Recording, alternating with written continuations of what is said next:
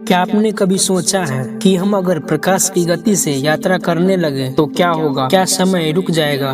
क्या हम भविष्य में पहुंच जाएंगे या हमारा अस्तित्व ही खत्म हो जाएगा? क्या होता है जब कोई वस्तु प्रकाश की गति से चलने लगे? सबसे पहले समझते हैं प्रकाश की गति क्या होती है। वैक्यूम यानी निर्वात में प्रकाश की चाल लगभग 3 लाख किलोमीटर प्रति सेकंड की गति से चलता है, यानी 1 सेकंड में पृथ्वी के चारों ओर 7.5 बार घूमा जा सकता है। ये गति ब्रह्मांड की सबसे तेज गति मानी जाती है। आइंस्टीन की सापेक्षता सिद्धांत के अनुसार कोई भी वस्तु प्रकाश की गति से तेज यात्रा नहीं कर सकता है, क्योंकि जैसे जैसे आप किसी वस्तु की गति को तेज करते हो उसका द्रव्यमान बढ़ता है, और जब वो लाइट की स्पीड तक पहुंचती है तो उसका द्रव्यमान अनंत हो जाता है। और अनंत द्रव्यमान को हिलाने के लिए अनंत ऊर्जा चाहिए, जो पॉसिबल नहीं है। अब सवाल ये है, मान लीजिए किसी तरह हम प्रकाश की गति से यात्रा करने में सफल हो जाए तो क्या होगा?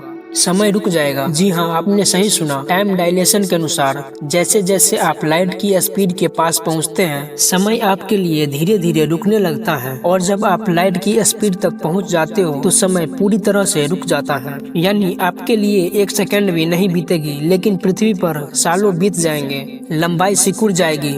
लॉरेंज कॉन्ट्रैक्शन के अनुसार वस्तु की लंबाई उसकी गति के बढ़ने के साथ सिकुड़ने लगती है।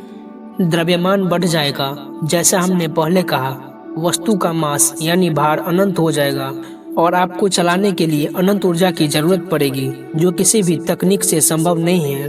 क्या कभी भविष्य में इंसान लाइट की स्पीड के पास पहुंच पाएगा?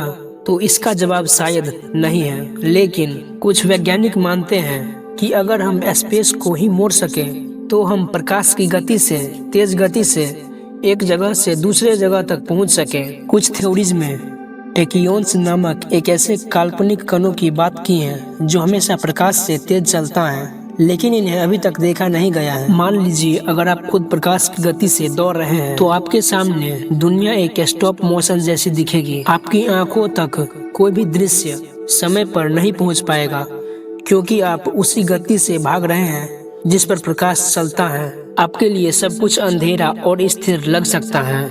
आप शायद कभी बूढ़े न हो, क्योंकि समय रुक जाएगा। लेकिन याद रखना, ये सारी बातें सैद्धांतिक हैं। हकीकत में ऐसा होना आज की विज्ञान की सीमा से भी बाहर है। तो हो सकता है कि आज हम लाइट की स्पीड तक न पहुंच पाए, लेकिन भविष्य में ऐसा कोई तरीका जरूर निकले जो हमारी कल्पना को साकार कर सके। कल्पना ही विज्ञान का पहला कदम है।